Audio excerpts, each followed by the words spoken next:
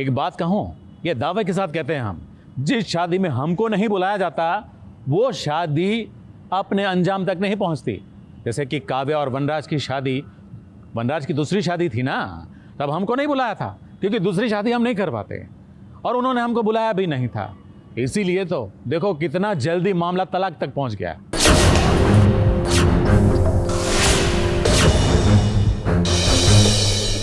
Please मुझे एक मौका दे दो, प्लीज एक मौका दे दो। आई प्रॉमिस, जैसा तुम चाहोगे मैं बिल्कुल वैसी बन जाऊंगी। Just give me one chance, please मुझे छोड़ के मत जाओ राफी, प्लीज प्लीज।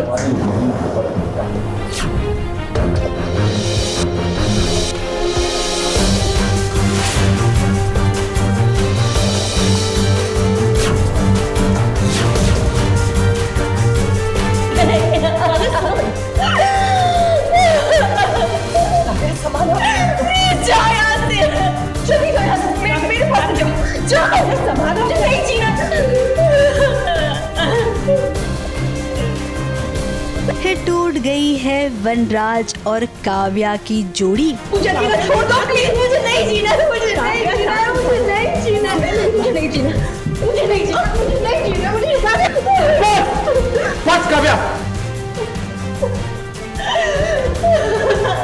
अनुपमा के सामने वो बिलख बिलख कर रोती रही, लेकिन वनराज ने उसकी एक नहीं सुनी। आप चलो शांत हो जाए। मैं शांति तो हूँ अनुपमा, ड्रामा तो ये कर रही है, देखो इसे, इसकी वकालत कर रही थी तुम। अब काव्या की हरकतें भी कुछ ऐसी ही हो गई थी। दिन ब दिन वो इतनी इनसिक्योर हो रही थी कि किसी से भी बदतमीजी करने लग जाती थी। अनुपमा और वनराज की तो वो बेइज्जती करती ही थी, लेकिन बात अब बा और बापूजी की भी आ गई है। वो अपने सामने किसी को भी कुछ नहीं समझती है। वनराज के लिए तो पानी उसके सर के ऊपर से जा चुका था, तभी तो उसने तलाक जैसा फैसला लिया। काव्या ने बिल्कुल एक्सपेक्ट नहीं किया था कि वनराज डिवोर्स नोटिस दे देगा काव्या को। नहीं, ये इसीलिए हो रहा है, आउट एंड आउट इसीलिए हो रहा है क्योंकि काव्या ने जो घर अपने नाम पर कर लिया, इसीलिए वनराज को लग रहा है कि उसने पूरी फैमिली को धोखा दिया है। मगर वो ये बात नहीं समझ पा रहा है जो इतने टाइम से काव्या समझाने की कोशिश कर रही है कि I am your wife now.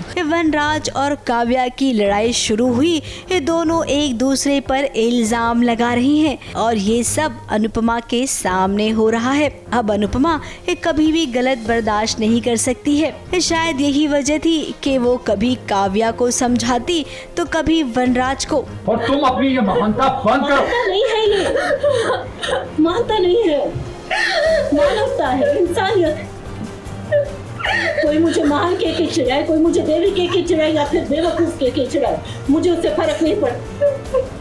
मैं बस इतना जानती हूँ कि अगर मैं किसी की भी आंख में आंसू देखूंगी तो उन आंसुओं को पोंछूंगी, चाहे वो कोई भी हो। अनुपमा के लाख समझाने पर भी कोई नहीं समझा दोनों में से। और फिर देखिए ये बात और भी बिगड़ गई जब काव्या ने वनराज को धमकी दी कि वो पुलिस में वनराज के खिलाफ डोमेस्टिक वायलेंस का केस दर्ज करवाएगी। मेरे प्यारे पतिदेव, ये जो चोट मेरे सर पे आई है ना, ये मेरी खुद की वजह से आई है। लेकिन यू नो व्हाट, मैं पुलिस से कहूंगी कि ये चोट मुझे तुमने दी है। आवाज नीचे रखो भी, वरना जो डोमेस्टिक वायलेंस का केस मैं तुम पर ठोकने वाली हूँ ना, ये नेबर उसके गवाह बन जाएंगे। And for your information, domestic violence के केस में ना पुलिस सीधा अंदर करती है, क्वेश्चनिंग बाद में करती है। हाँ, काव्या बोल तो रही है बिकॉज वो किसी भी एक्सटेंट तक जा सकती है अपनी शादी को बचाने के लिए, लेकिन आगे क्या होगा ये तो आपको आगे देख के ही पता चलेगा। क्योंकि आपको लगता है काव्या चुपचाप बैठने वाली है, नहीं राइट। अब इनका रिश्ता इतना खराब हो चुका है कि वनराज को जेल जाना मंजूर है, लेकिन काव्या के साथ रहना नहीं। तुम्हें इतनी जहमत उठाने की जरूरत नहीं काव्या, मैं खुद ही पुलिस को बुलाऊंगा। तुम्हें केस ठोकना है ना, ठोको।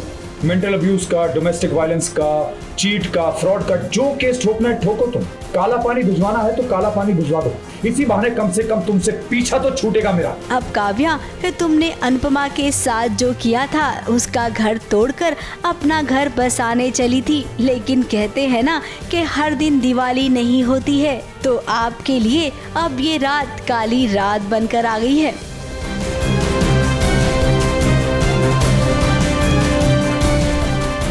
मुंबई से मेघा थदानी के साथ एबीपी न्यूज रिपोर्ट।